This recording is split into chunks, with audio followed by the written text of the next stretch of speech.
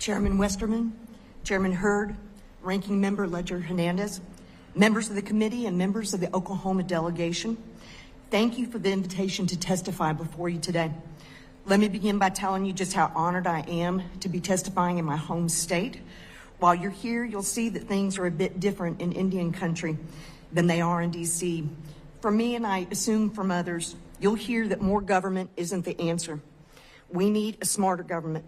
We need one that works with Indian country to meet our needs, not a government that's stuck in its paternalistic past. 50 years ago, President Nixon challenged the Democratic majorities in both the House and Senate to reduce bureaucratic interference in the affairs of our people. As a result, Congress passed the Indian Self-Determination and Education Assistance Act of 1975. That law put in place a formula that we now know works. At the Quapaw Nation, we have elected to use BIA self-governance for 21 discrete functions, almost everything that we're eligible for. That's because when programs and services are authorized by Congress, they are most effectively administered by the tribal nations. Self-governance is not just about the efficiency of your government, it's about the efficiency of our government. In our experience, the act of self-governance alone is a form of economic development.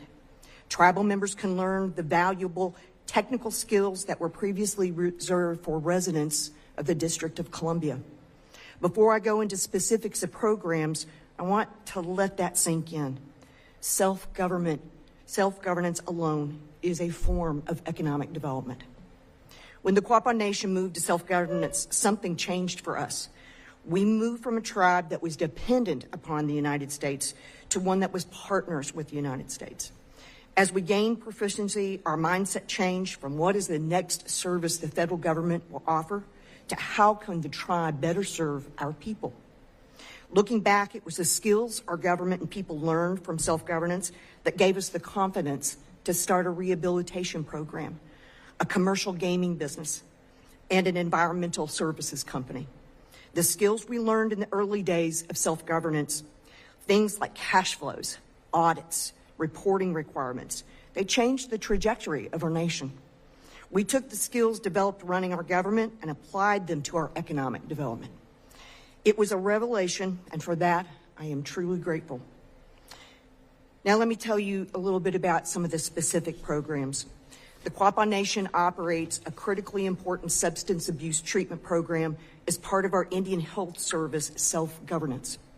Tribal leadership felt very strongly that we needed to do more for our people that struggled to find comprehensive, compassionate drug treatment. Simply put, there was not a culturally competent or qualified provider in our area. I'm most proud to offer to our tribal membership and others in the community. We have already reduced some of the worst outcomes and are finally making progress to heal our people. Two of the most important BIA programs we run are our realty and trust management services. By controlling these functions together, the Quapaw Nation now retains sovereign control of our land. As a result, we can work with landowners and leasees to quickly and transparently resolve issues on trust land. The most important example of self-governance as economic development for the Quapaw Nation was the creation of the Quapaw Services Authority, QSA.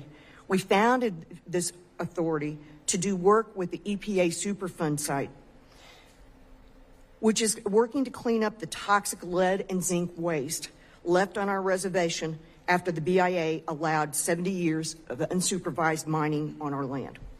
Although there is no formal EPA self-governance program, something that you all might want to work on the Energy and Commerce Committee to rectify, we work with the EPA and the Oklahoma Department of Environmental Quality to put an ad hoc program together after the first cleanup crew failed to protect our cultural resources.